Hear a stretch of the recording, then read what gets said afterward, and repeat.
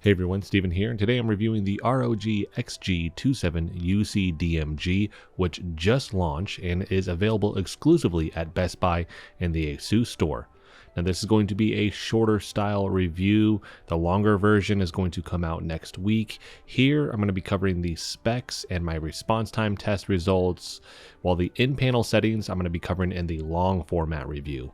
After that, I'm going to get into what I like, potentially don't like, in the gray area before wrapping the video up. With that being said, let's get into the specs. The ROG XG27UCDMG is a 27-inch 4K 4th Gen QD OLED panel monitor with a 240Hz refresh rate and a 0.03 millisecond gray-to-gray response time. This has a pixel density of 166 pixels per inch, with this being 4K at the 27 inches, so the text clarity here is extremely crisp and there is no text fringing from what I can see on this. This covers 99% of the DCI-P3 color space and 145% of the sRGB color space.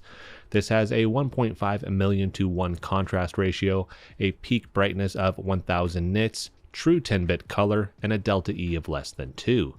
For certifications, this is VESA HDR True Black 400, VESA Adaptive Sync 240Hz, AMD FreeSync Premium Pro, G-Sync compatibility, TÜV flicker free, and TÜV low blue light. For ports, this has two HDMI 2.1, one DP 1.4 with DSC, and a USB-C port that delivers 90 watts of power and can be used for a display input. You also have three USB 3.2 expansion ports and a headphone jack. For mechanical adjustments, this can raise and lower 120 millimeters. This can swivel to the left and right 45 degrees. This can tilt forwards 5 degrees and backwards 20 degrees, and this can pivot 90 degrees in either direction. Inside of the box, you get the monitor, stand, the ROG pouch with all of your cables. You get stickers with that, a microfiber cloth, and the warranty card, which this comes with a 3-year warranty like all ASUS monitors. This is going to have the same base and arm as the other XG monitors, which this has a slot on the base to hold your phone if you want it to.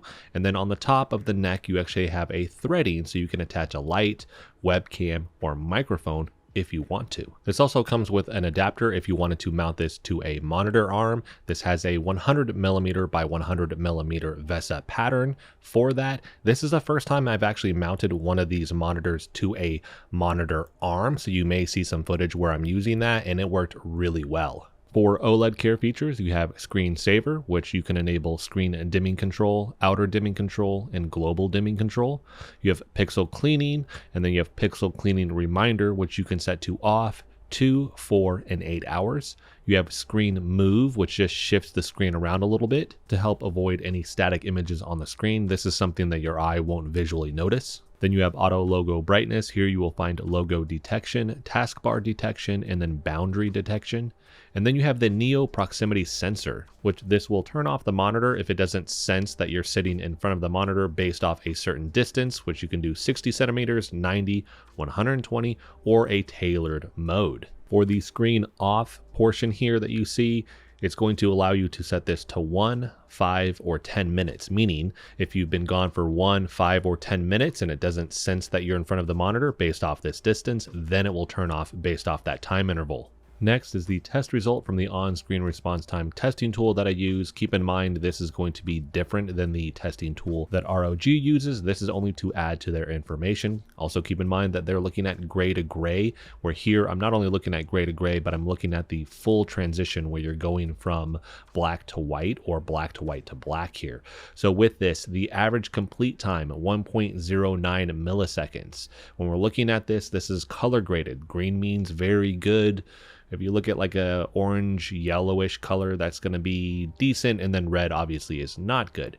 Here, this thing is incredibly fast. If you're looking at the perceived response time, I just said the average complete time. If we're looking at the 02550, that black transition, 1.8 milliseconds, incredibly fast. Best here was 0.7, worst was 1. When we look at the RGB overshoot, you're seeing a couple numbers on there, but really you're not going to have any inverse ghosting when it comes to this monitor. And then the visual response rating, it is taking the perceived response time, the RGB overshoot, taking those and averaging those out and then grading them.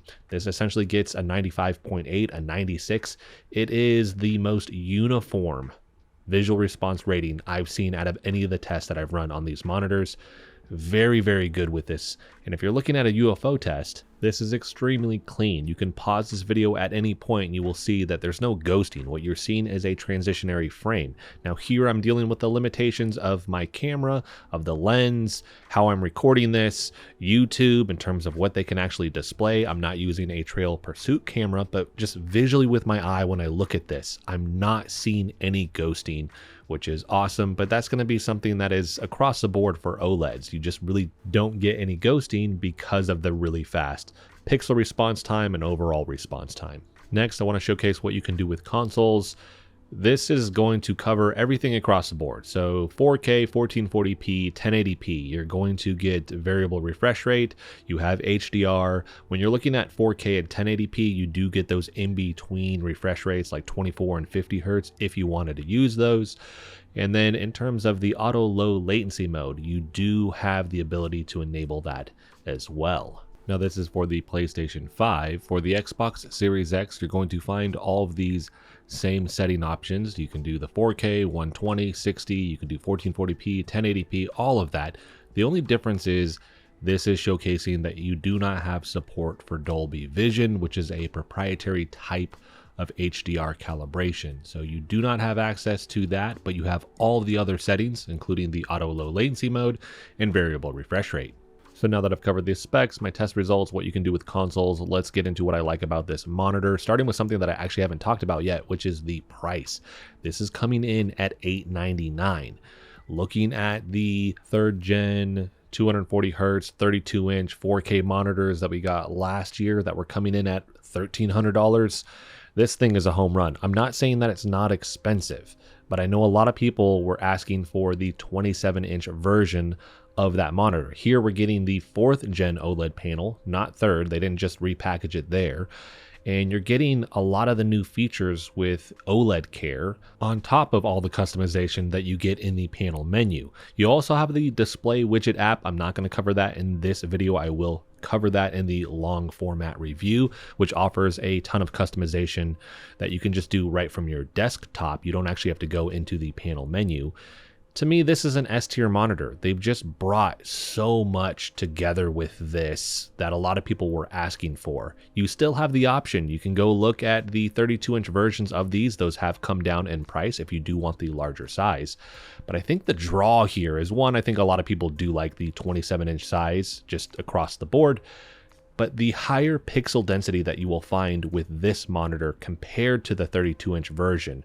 I'm a big fan of 32-inch monitors, using this for a while now. The pixel density is really drawing me more towards this as one of my favorite monitors, period, because everything is so crisp. Going from 32 down to 27, still at 4K, you do notice the visual difference in just overall clarity, not just with text, like I mentioned earlier, but also in game. It just looks really, really nice. You can tell the difference in the overall pixel density compared between the two. I wasn't thinking it was going to be that big of a difference, but it is very noticeable with this. And I think part of that is because this is the OLED panel. The colors here are popping, both in SDR and in HDR, just across the board. Visually, it looks amazing. Performance-wise, it's amazing. And then you have so much customization that you can do with this thing. And again, the fact that they brought this in at under $1,000 to me is very impressive, while still providing that 3-year warranty. I've seen some other ones where they try to cut out the warranty to bring down the cost, and then everybody freaks out because they're like, if this thing breaks, it's not going to be worth it to send it back to you and pay all this money. to have you fix it, the cost difference there ultimately is not worth it. So I like the fact that, again, we get the very solid price point here, and still we're keeping that 3-year warranty. Now, I think some people may initially look at this, they look at the price, and they're going to say that it's too expensive because they're going to look at what's out there on the market, and they're going to make comparisons to some of the models that came out last year, and they're going to say, well, this one is either the same cost or potentially cheaper, and so that's going to be the better deal. Keep in mind, those are going to be 2nd or 3rd gen OLED panels. They may not have the same OLED Care features, and they're 1440p. They're not 4K. You have some that were 1440p 360 hertz. So if you need a higher refresh rate, that may be a draw, but I think 4K 240 hertz is such a good sweet spot. Some of the other things that this can do, because I can't cover quite everything all in this video, but I do want to mention the fact that you can scale this as well in terms of the aspect ratio. So if you wanted to go 4:3, you can do that. You can do that with a 1280 by 960 resolution or 1024 by 768 resolution. You can also display this in a 24.5 inch display mode. There you can get a 2368 by 1332 aspect ratio and still get native 240 hertz with that. And for consoles, I think this is going to be great for anybody that does PC gaming as well as console gaming, because again, you are covered with all of the options available to you for consoles. Now, this being 240 hertz, I know some people are like, why do I need that? The consoles are only going to be able to do 120 hertz, but here you also do get the extreme low motion blur, and you do have black frame insertion support if you wanted to use that as well. So if you're worried about motion clarity, there are options with this to even make that look smoother at 120 hertz with consoles. And then some of the extras here, I really like the fact that they put in the 3 extra USB ports. I'm always looking for extra USB ports when it comes to my monitor. I like the fact that with the USB-C, you do have the 90 watts. So you can charge a handheld, your laptop, your phone with this, and then also use that as a display input. So if you wanted to connect any of those items, you could still display that to the monitor. And of course, we get the KVM switch functionality here, which I always appreciate. Any monitor that has that, I just really like that function. I've become so accustomed to having it with my main monitors now. It's always hard to go back to one that doesn't allow for that, because it just makes everything so seamless when you're transitioning between a PC, a laptop, a handheld, your console, whatever, and you can just keep your peripherals connected to the monitor, so you're not constantly needing to trade out cables or swap out your USB dongles. So here I think ROG is just hitting home run after home run when it comes to this monitor, which brings us to the negatives or the things that I don't like. And I'm actually happy to report I don't have anything. There is no standout negative that I've found with this monitor. It's delivering across the board. So if there were issues with performance or the color calibration or the options in the panel menu or how it performed with consoles, SDR performance versus HDR, the HDR options that you get there, we're looking at OLED Care, everything here just delivers. I haven't found anything to me that was just like, man, that is a problem. This is something that I wish they would fix or address or anything like that. It just delivered across the board.